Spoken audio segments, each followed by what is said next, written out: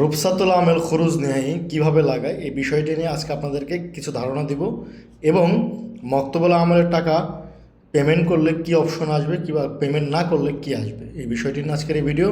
আসসালামু আলাইকুম বন্ধুরা, সবাইকে আরও একটি নতুন ভিডিওতে শুভেচ্ছা, অভিনন্দন ও ভালোবাসা। প্রিয় বন্ধুরা, আজকের এই ভিডিওতে আপনাদের সঙ্গে শেয়ার করতে চাই রুবসাতুল আমেল খুরুজ নেহাই লাগালে কোন সিস্টেমে লাগায় কিংবা পূর্বে কীভাবে লাগাইতো, কীভাবে এই কাজগুলো তারা করতো।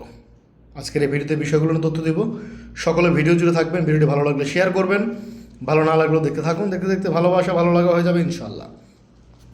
প্রথমত কথা হচ্ছে, রুবসাতুল আমেল খরচ নিয়ে লাগাতে হলে কফিল যেটি করে, ধরেন আপনার যে মক্তবুল আমলের রসুমটি সেটি তারা প্রথমত তার কুয়া থেকে বের করে, কিংবা পূর্বে মক্তবুল আমলের সার্ভার থেকে বের করতো, এখন ইদানিং কিন্তু সেটি কুয়া থেকে বের করতে হয়। তো কুয়া থেকে বের করলে আপনার একটি স্যাদাত নাম্বার বের হয়, আর এই স্যাদাত নাম্বারটি আপনারা মক্তবুল আমলের ওয়েবসাইটে গিয়ে চেক করতে পারেন।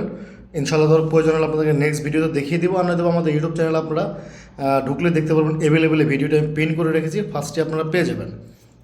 তো এই নাম্বারটি তোলার পরে সেটির মেয়াদ থাকে 15 দিন, অর্থাৎ আপনার মক্তবুল আমলের টাকা পেমেন্ট করার জন্য সেটির মেয়াদ থাকে 15 দিন। যদি 15 দিনের মধ্যে এটি পেমেন্ট না করে সেক্ষেত্রে এটি ক্যান্সেল হয়ে যায়, অর্থাৎ এক্সপায়ারি চলে আসে।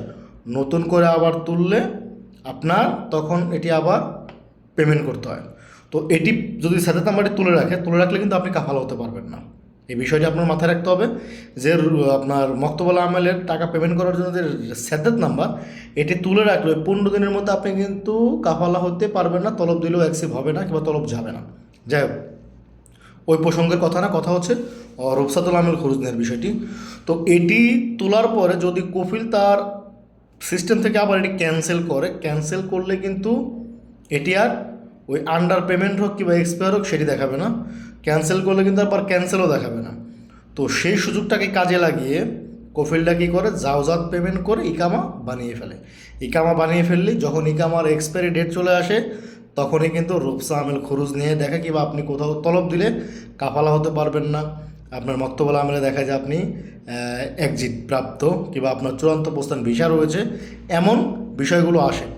তো এই বিষয়টি কিন্তু বর্তমানে গভর্নমেন্ট তুলে নিয়েছে। তুলে নেওয়ার কারণে এখন সবারই কিন্তু এক্সপায়ার লেখা আসে, যে রুবসাতুল আমেলের যে সাদাত নাম্বারটি সেটি আপনি গুগল ক্রোম ব্রাউজার যদি চেক করেন মন্ত্রণালয়ের আপনার ওয়েবসাইটে, তাহলে কিন্তু সেটি লেখা আসবে কি এক্সপায়ার।